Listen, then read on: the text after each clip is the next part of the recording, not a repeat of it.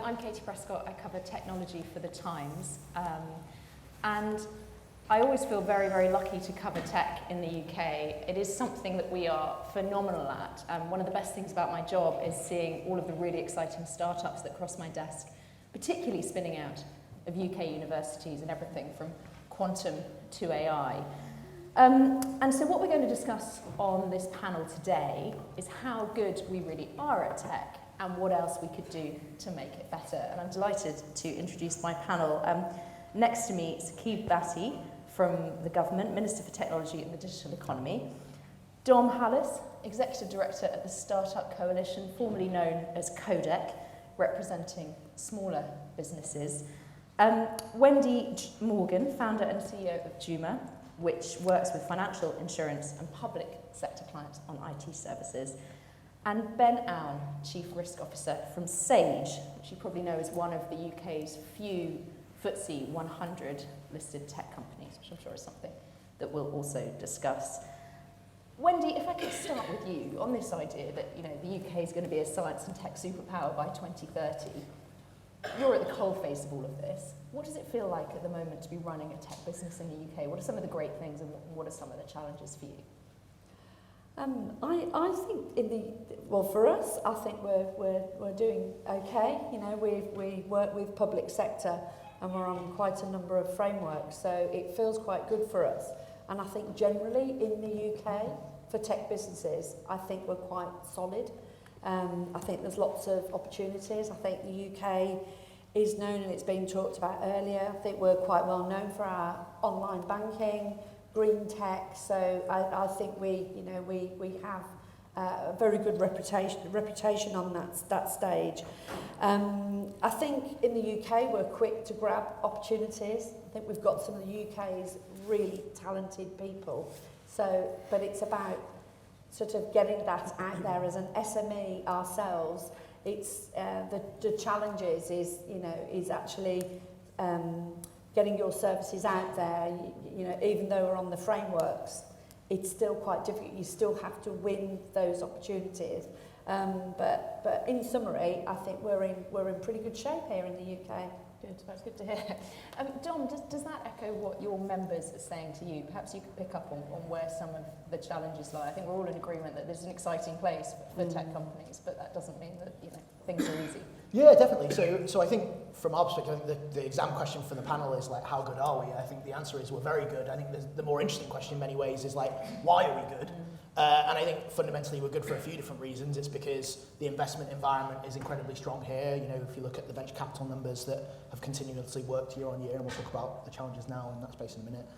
The extraordinary talent, both in our universities, which you referenced, but also the ability to attract talent globally. So 39% of the founders of the fastest growing companies in the UK are immigrants themselves. And then also the regulatory environment. And I think it's actually one of the spaces where we have to say that policy's worked really pretty bloody well in this space over the past decade plus in creating an environment where investment can thrive and businesses can be built. I think the real challenge, and I suppose the question posed, is how do we keep the good parts of that, the ability to continue to attract investment, the ability to support talent, and make sure that we don't derail some of the bits that are more challenging. And so if you look at some of the really bread and butter stuff at the moment, like does the R&D tax credits regime work? No, because HMRC aren't administering it very well, and that's not necessarily a kind of policy choice, but it's a functioning choice.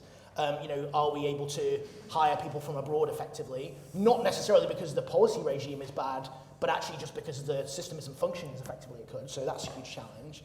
And then obviously the big elephant in the room when it comes to our businesses is the investment climate at the moment. So, venture capital in the UK is down 54% last year, and 28% down in terms of the first check investment into businesses.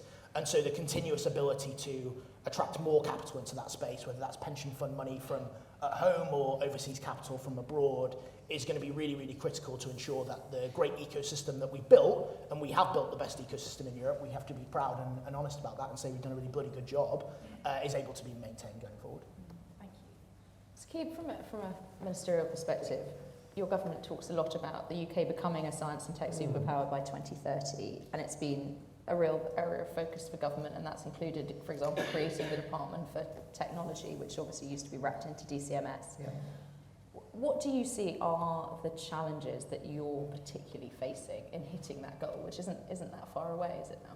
Well, look, it's a great question. I obviously came in mid-November at the last reshuffle, and I was absolutely thrilled, as we were just saying outside, to have the portfolio. I got very lucky. I was at one point I was worried. I was saying to my wife, I hope I don't end up with pensions. I'm a chartered accountant, so I like pensions. Is that the chat that ministers have before a reshuffle? But actually, look, we have, as the panelists have already said, we have the third most valuable tech economy in the world. We are, we've got more unicorns than France and Germany combined. And actually the challenge is trying to, I thought Don actually summed it up pretty well actually, which is trying to make sure that we maintain the balance of regulation, have a pro-innovation environment, try and make sure that the challenger tech or the small tech of today can be the tech giants of tomorrow. So what you don't want to do is derail the journey, as Don put it, but also build on the successes that we've had. And actually, we've got 5 critical technologies, which is the 101 when you go into the department, you learn those, which is AI, engineering, biology, quantum, future telecoms, and semiconductors. And I cover AI and semiconductors. And just in my portfolio, what I'm seeing is huge amounts of strides as a result of government strategy, but also as a result of the balance that we have with the private sector as well. And so, and I think a key part of that success has been making sure that we have that conversation alive with the private sector to understand where the challenges are. Government can't have the answers to everything. And it also, by the way, can't pay for everything as well. So it's also trying to balance that unlocking of money. And it's been a hugely multifaceted approach. And it's taken, to be honest, it's taken over a decade. But having DSIT there, focused on these things, has meant that we've really been able to supercharge our journey to being a science and tech superpower. And I'm sure we'll unpack some of the detail a little bit more in the panel. But look at today, look at what we're talking about, trying to unlock the idea that actually our scale-ups don't have to go abroad. They can access the finance. And the UK, I guess the final challenge I'd put out there is trying to make sure that the British public know that this is a great country to build a company in, and a great country to have a tech company in. And that's why today is so important. Thank you. Ben, you've got an interesting position at Sage, I always think. As I say, you're one of the very few FTSE 100 listed tech firms, maybe one of 2. I think Auto Trader counts as the other one officially. But yet you've got huge numbers of small business customers who are using your software and using your products. Where do you see the challenges for your customers in turning to digital, which is obviously a kind of very important step in becoming more productive and leading to the kind of the aims that the government have? Yeah, I think we're at a critical juncture actually. If I think about the 2010s, where I think we built the engine that we're now talking about here in terms of the opportunity that we have nationally, all of the skills and the foundations that that make us a leading destination for tech investment. I feel strongly that we're at risk of resting on our laurels and not taking that opportunity, and particularly encouraging, or in some cases mandating, small and mid-sized businesses to continue or accelerate their digital adoption journey. Small businesses are very busy. They've got a million other things to do, and digital investment may seem a nice to have to them. And when you look at other countries, particularly OECD countries, they are in many cases mandating or heavily incentivizing that digital adoption in the way that I don't think we're doing here at the moment. And I think that is what is required in order to kind of trigger the sorts of scale of investment in those businesses to take them on that journey. My colleague Natasha asked a question of the Secretary of State earlier about e-invoicing, which is something we talk a lot about in Sage. But by virtue of digitising those transactions between businesses, we take them on that journey. So obviously they get loads of efficiency benefits, they optimise their businesses, but actually the network effect of something like e-invoicing on SMEs in the UK would be really, really significant. And I do think we need a bolder approach from government in this area. So what would that look like? Which countries are doing it and what sort of things are they doing? Well, most of the EU are mandating e-invoicing, as are other countries, Australia, Japan, and where they're not mandating it, they're heavily incentivising businesses to adopt it. I think the way that we invest in small and mid-sized businesses, we talked about sort of skills funds. It seems quite a small amount of money to me in the grand scheme of things if we want to upskill our SMEs in the sorts of tools and techniques and skills that they need in order to confidently use digital tools. And I do think, you know, the role of government, we don't have as far as, I mean, in prepping for this panel, I looked online for the digital adoption strategy for small and mid-sized businesses or for businesses generally, and I couldn't find one. And obviously a strategy in of itself isn't going to solve anything, but it does indicate that we don't have a clear plan in order to take these businesses from where they are now to where we want them to be over the next decade. It's a good point, isn't it, Saqib? I mean, there's that, and then on top of that, the adoption of AI, which obviously Nicola and Michelle were talking about earlier. Well, look, so I disagree on this, and the reason I disagree is I'll use AI as an example because obviously that's you know, we are in a decade of transition, and it's going to be the defining technology of our age. And I used to run a SME. I was a chartered accountant, I owned an accountancy practice. I occasionally used Sage, I sometimes use their competitors as well, but you know, I say so jokingly. But look, the reality was, you know, Ben's right. The businesses do take time to adopt new technologies. And on AI, the whole game is about trust and transparency. And in fact, safety is going to be the enabler of adoption here, which is why our journey on the AI Safety Summit, the Bletchley Declaration, they were incredibly important building blocks as far as I'm concerned when it came to digital adoption. I did an event with Enterprise Nation a couple of weeks ago, and they talked about how they did a report, and over 7% of businesses are using AI already, which, to be honest, I was quite surprised by because that wasn't my experience around this. But I think there are different things that apply here. One is safety, one is upskilling, and that is, again, a huge opportunity for us actually as a nation, because I think we can really take a march on everybody else, and that's why we launched our digital skills campaign. We did just a few weeks ago. We've fully funded boot camps, so you know, 16-week courses, really flexible. They have a job interview at the end, and you can learn all sorts of things that are tech related.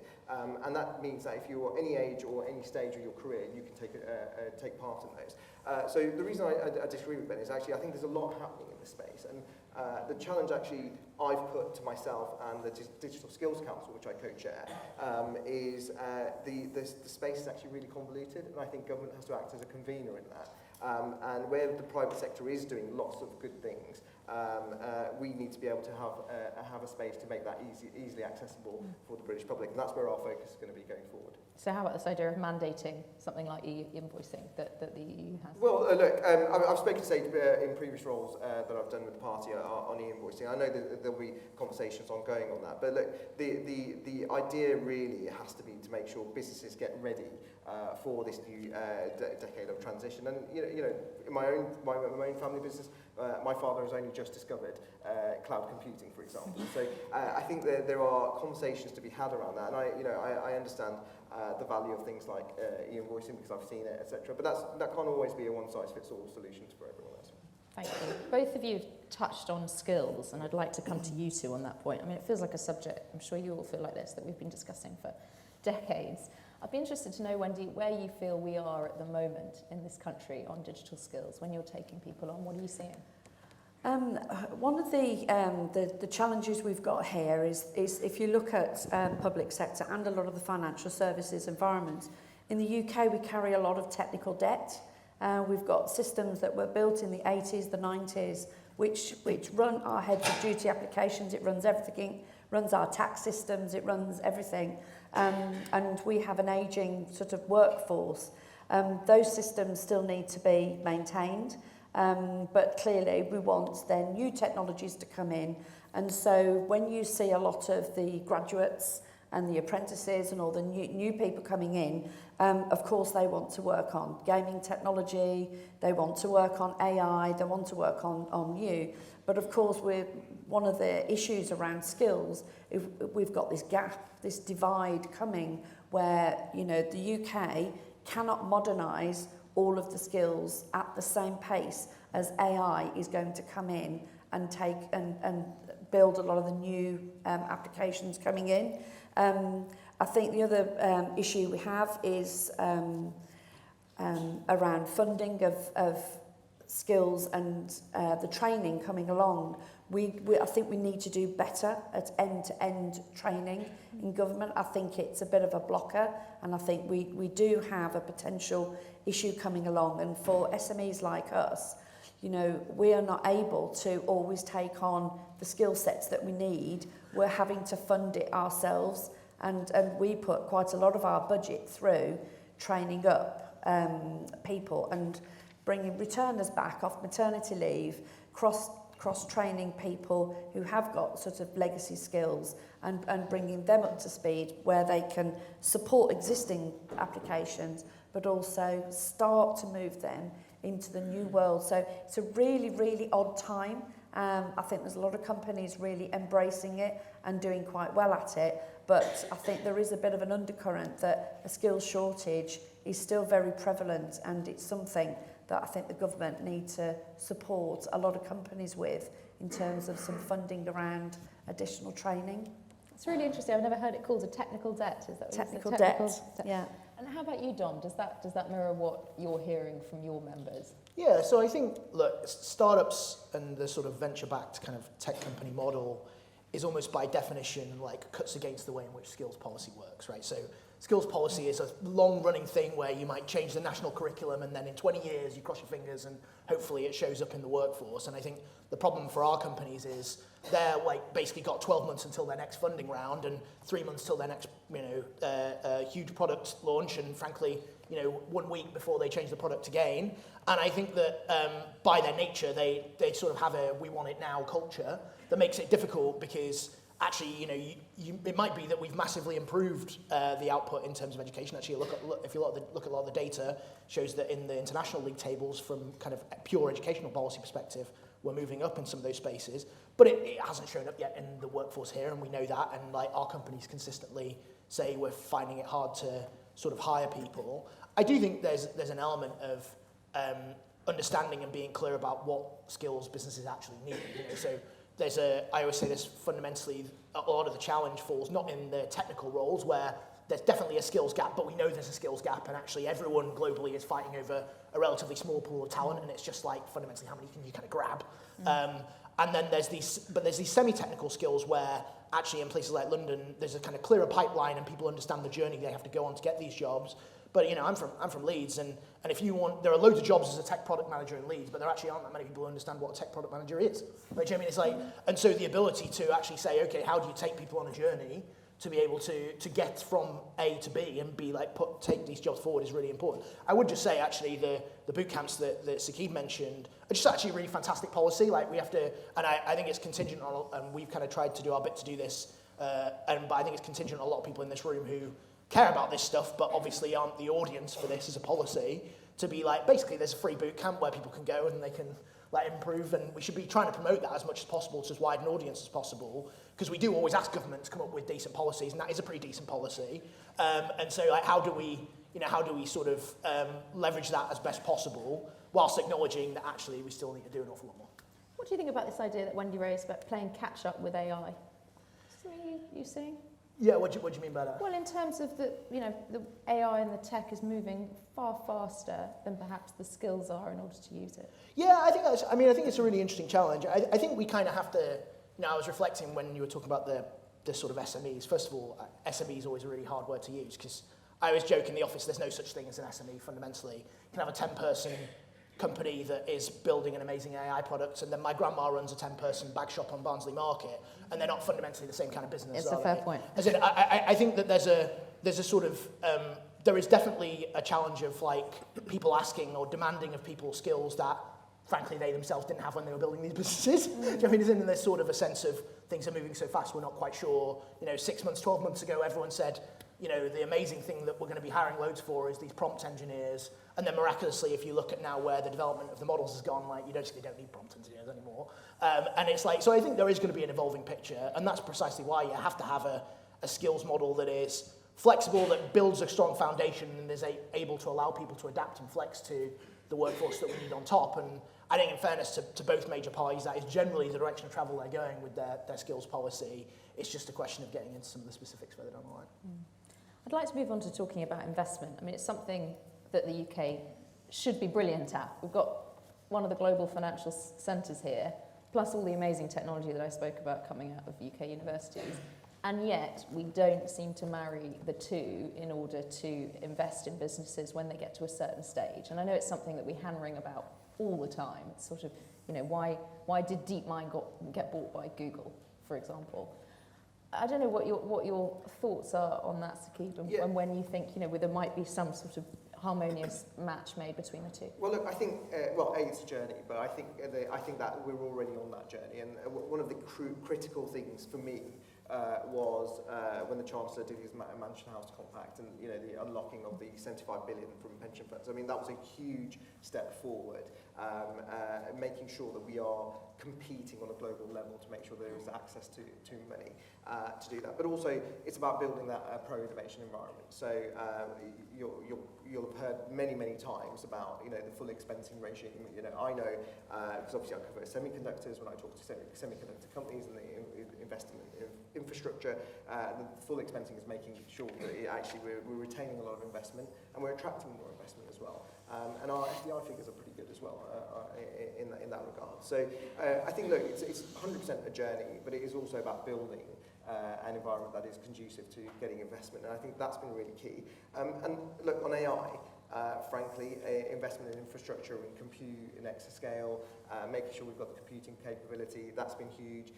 Investing in the skills programs that we've got, even in AI, I think since 2014 we've invested upwards of 3 billion on various different programs to address various different needs that keep coming up from industry around AI. And so actually the UK is clearly a brilliant place to invest, and that's why we're seeing the unicorn figures.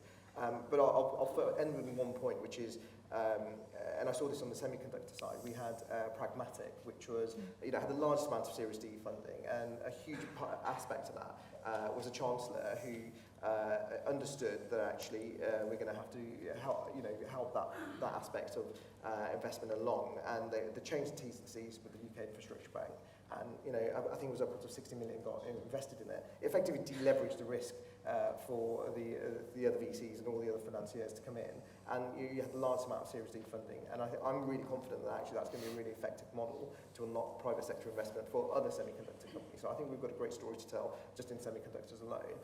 I think it'll be a really exciting time over the next 12 months and over the next decade in that field. Yeah, it was quite striking. I've written about a business called Quantinium today that was valued at $5 billion. Half a Cambridge business, which is really amazing. Wendy, what are you seeing in terms of the funding environment? Because it was pretty crunchy for companies, wasn't it, over the last couple of years? Yeah, a couple of years ago, the funding disappeared, and last year it was really tough. I actually took some investment into my own business last year for the first time. I'd run the business on my own for just over 20 years, but I self-funded, and all the profits just went back in, because that was the way I sort of felt comfortable. And for SMEs, it depends on your risk profile. I started my business in a recession.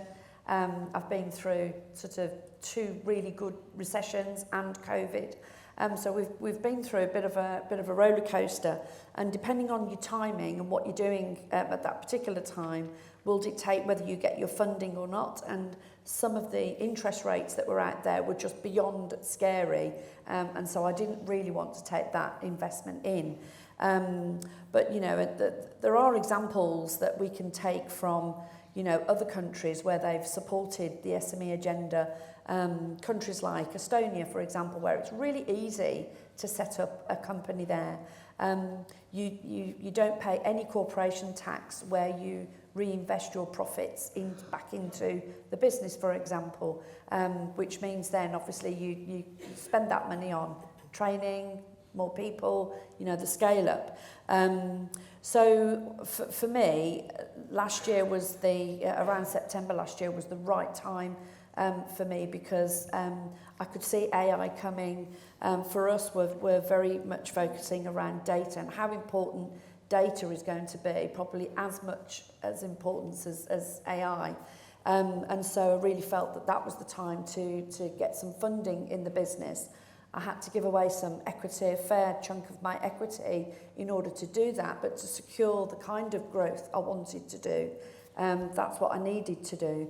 But it was tough. There were very few options out there, and we ended up with only two banks that would fund the deal that I wanted to do last year. But it was a bit touch and go, but we did it, and now we're able to sort of go on that journey. So we're putting the strategy together to do that. But I believe that not long after I secured mine, that it's been really, really tight since then. And I think it is starting to open up a little bit now, because there's been a lot of positive noise in the market. But now we're heading toward a potential election. I think you might find a few will sit tight and just wait and see what happens. So I wouldn't want to be looking right now, would be my take on it. Can I ask you very quickly, the funding you got, was it from a traditional high street bank or a challenger bank? It was from a challenger bank. The high street, we invited my own bank, which was a high street bank, and they declined. The deal wasn't big enough, but they were not interested in doing any deals at that time. But it was actually a bank I'd not heard of before, but it was a challenger bank, and they funded the private equity business that took the equity in the business. It's interesting, thank you. Sorry, do you wanted to come in? I was going to come in on the Estonian point, but there's a couple of other things I was just going to say. I mean, so in week 2 of being in the role, I was out in Estonia. It was about -8. It was a great experience. But actually, it was to mark the anniversary of the digital tech partnership that the PM had started the year before. It's fascinating. I completely agree on the point about how tech-focused the Estonians are. But my big reflection was, I used to be a director of the Greater Birmingham and Solihull LEP, and we had large amounts of startups for about 5 or 6 years running.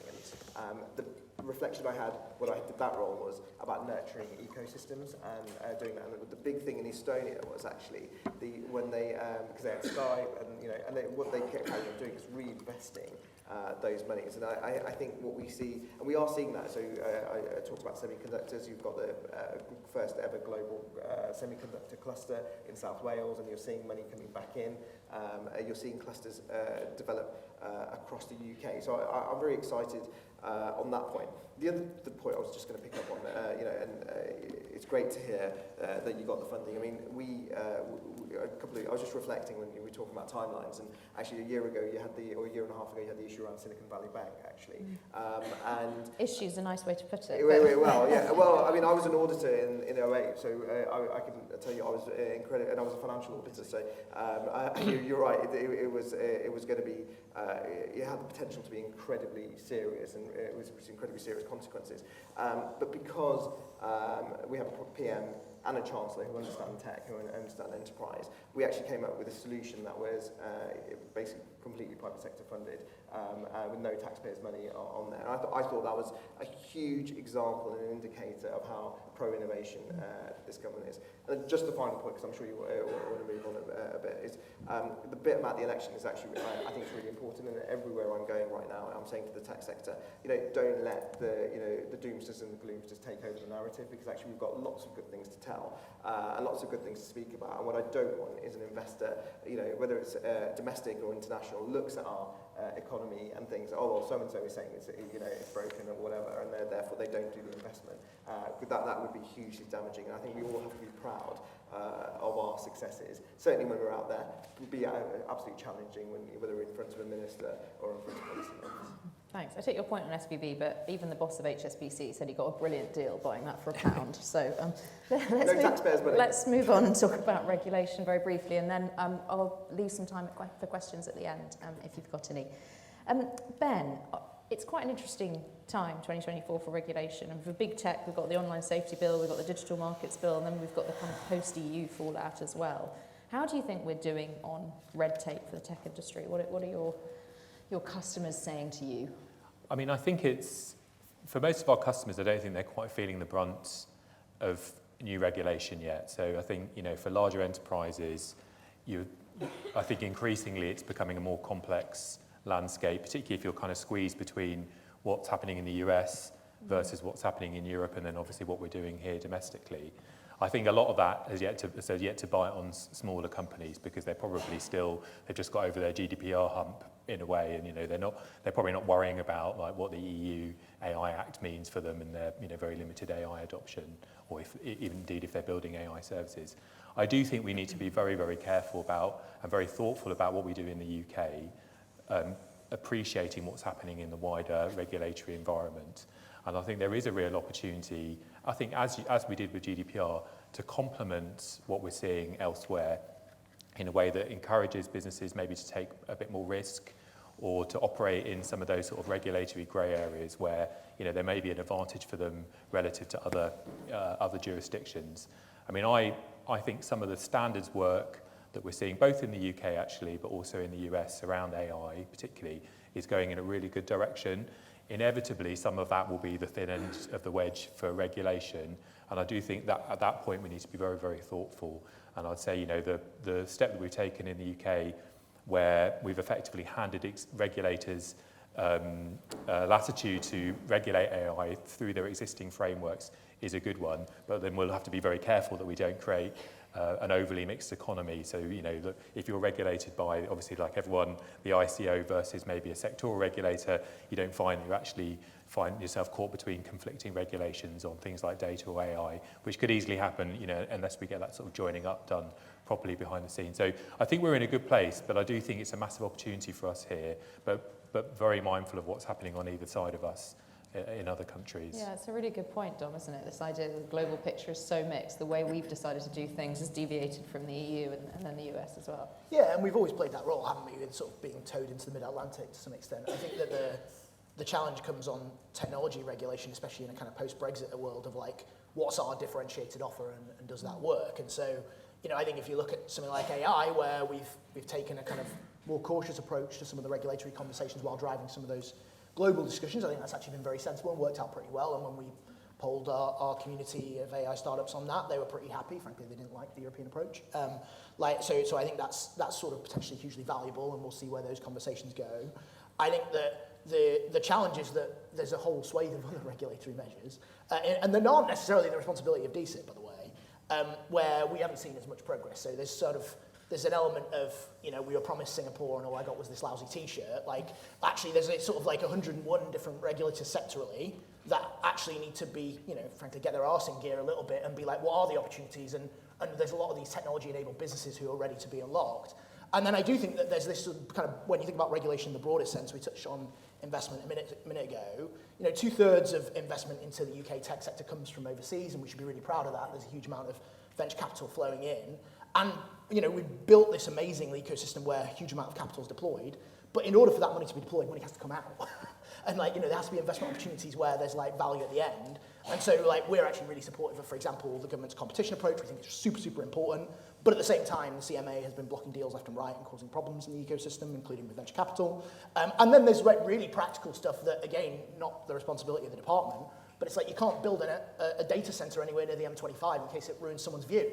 And it's and there's kind of really tangible things like that are the sort of the sludge of the system that have to be unblocked and cleared, because that creates an investment environment where people will feel comfortable deploying capital because they feel like it will be used, and a regulatory environment where people feel like they can build really effective businesses. Wendy, does it feel sludgy to you, the regulatory environment? I think SMEs could probably do with a bit of support around navigating their way through sort of regulations. I think it would also help investors navigate their way through. But as we say, I agree with Dom that obviously a lot of the investment comes through. Mine was actually a UK investor, so I'm actually quite proud that we had a UK investor and not an overseas investor.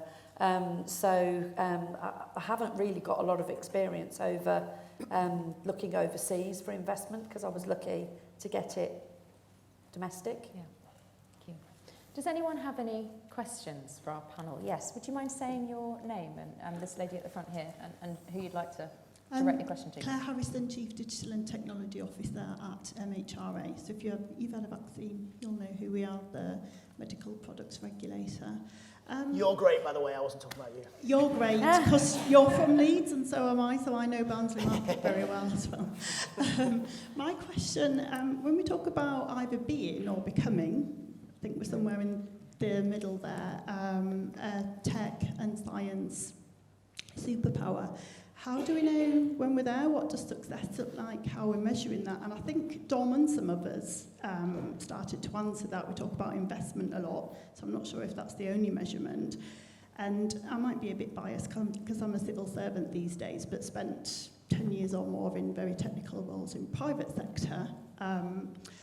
Are we not missing an opportunity there with such a big workforce as a civil service to have a more joined-up approach? Because as CDTO, I do look at cyber innovation, which includes AI, and eradicating legacy tech debt, but I don't have targets or that sort of joined-up approach at my level either, coming from someone or some office a bit more senior or central. Sorry, that was a bit long-winded. So how do we know what success looks like? And it's a really good point because it's something we hear a lot. It's the sort of science and technology superpower, which sounds like a kind of, just, it could be a bit meaningless if you don't put that sort of Yeah, I assume you're behind it, please. Yeah. Look, on that, I think two very good points. I mean, for me, I think science tech superpower will mean that, having the investment figures, of course, will play a huge role in that. But I think it has to go beyond that, by the way. I think for me, adoption will be a huge thing. And we're in this decade of transition where we know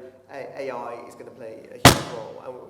And what I really want to see, and it comes back to that skills piece, actually, because, throughout my decade and a bit in business, skills was always one of those things that was, no matter what the national issue, whether it's Brexit or whatever else was going on with the economy, skills has always been the core issue. This is, in this portfolio, I'm seeing firsthand, deliberate interventions going on at the moment to make sure that we're upskilling people throughout their kind of lifetime, I would say, which is, whether it's at school, we've got the Cyber Explorers programs, we've got AI conversion courses going on, we've got the digital boot camps, and I really, by the way, I'm really proud of the boot camps because my own brother did one, and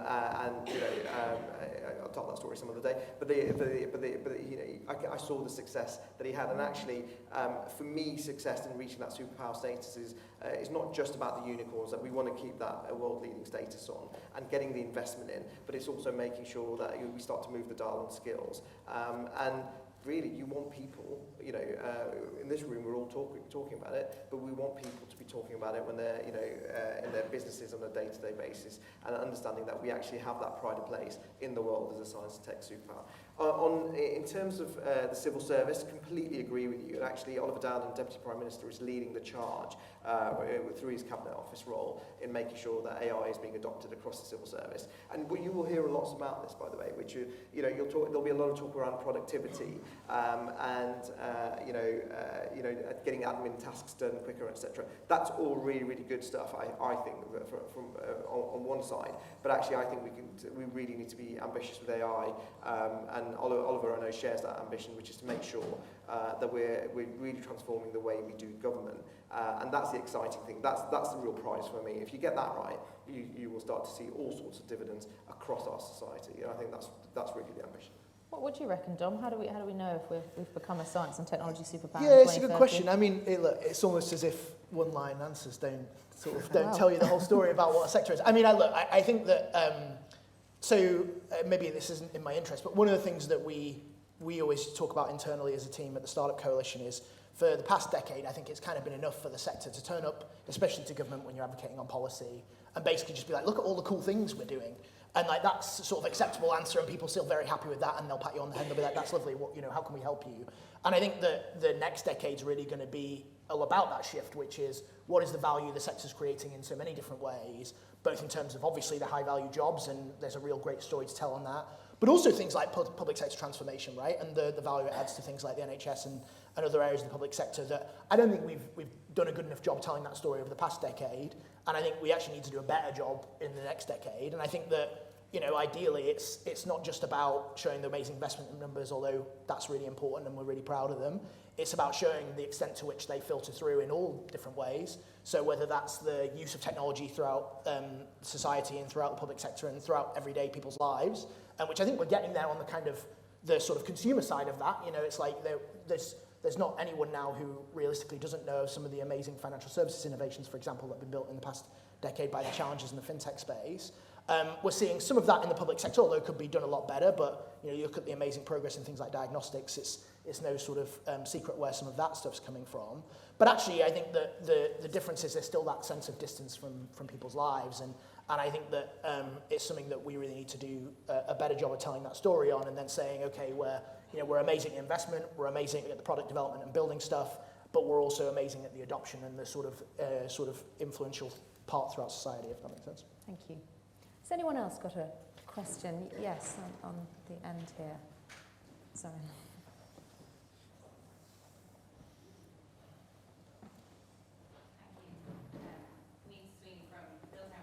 I work on tech policy with a lot of household name tech companies, and for the most part they all pretty much welcomed the domain specific approach that's set out in the white paper to regulation because of that sort of deep domain expertise that sits with the regulators. I suppose my question for the panel, and particularly for the Undersecretary, is are those existing regulators resourced enough to take on the massive challenge of regulating AI? It's a good point. I think there was a paper the other day that said they weren't, wasn't there? Wow, I've not read that paper, but I will I'll say. send you a scheme. Yeah, I was going to say, I knew it. I thought, hang on. It wasn't one of us, but Okay. But no, I will disagree with that paper, and I say I think we are. So look, I would sort of just talk about AI slightly briefly on this. So, we've done the white paper response on this. We're very, very clear about the regulators have to lead the way. I met with the DRCF, which is the convening forum with regulators. If we are going to make this successful, they absolutely have to have the resource. So we put money behind them and make sure that they upskill themselves and make sure that they're in a position to, in their respective sectors, whatever that may be, they understand, first of all, how AI is affecting their stakeholders, so not just the businesses, but also the consumer on the end, which is quite often the case. And we'll make sure that they've got the resource there to do that. I think that's absolutely paramount. I'm pretty confident that they've got that. Certainly when I'm speaking to them, I'm not hearing anything to the contrary. And I think that really does then feed into what we're talking about in terms of being a pro-innovation space for AI. Thank you. Does anyone else have a... I'll come in quickly on that one. Was it the Lord Select Committee paper? It wasn't. It was Form Ventures. Right. They've done a big push on it. But look, I think it's like, to be fair to the government, they put I think £10 million in the white paper response stuff as a down payment. It was described on some of these challenges. I think that's absolutely right. It's going to be a kind of huge journey. I think the thing that we worry about and we're really focused on is not necessarily the MHRA, who'll be thinking about this an awful lot, or the FCA or the CMA, the big regulators, because frankly they've got big budgets, they've got big capacity, they've got loads of staff, and they have the ability to think deeply about some of these things, even though they need more resource, but they're sort of still thinking about it. The example I always think about for this is actually the Royal College of Veterinary Surgeons, who are a sort of slightly quirky way in which a sector's regulated, because it's not technically a regulator. But there's an amazing business in Leeds called Vet AI, in case you wonder why I'm plugging my hometown again. And what they're doing is sort of almost like Babylon for pets. And one of the huge challenges there is the evolution of the veterinary sector and the nature of the way technology is changing it. And a sectoral regulator that is under-resourced anyway and is not necessarily up to speed with the way in which innovation will change. And you're going to get that kind of, for want of a better description, long tail of regulators that we're going to have to bring up to speed in the same way we would bring up, have conversations around small business digital adoption. We're almost going to have a conversation about like regulator supporter of AI adoption. And so that's going to be really, really important. Thank you. Question there. I think this is the last question, I'm afraid. I got in there, thanks. Thank you, absolutely fantastic session. James Uffendale, I'm the CEO and founder of Bright Network. We're a tech scale-up, but also the number one way that young people get their first job in the UK, so it's brilliant to hear about the focus on skills. I guess the British people are our biggest asset, right? And we obviously have this challenge, and the majority of businesses are SMEs, 0 to 10. As Napoleon said, we're a nation of shopkeepers. So I guess my question is, and I guess my own journey, having gone from this slightly chaotic, crazy entrepreneur to now employing 150 people, how do we invest more in the scale-up entrepreneurs' managerial capacity?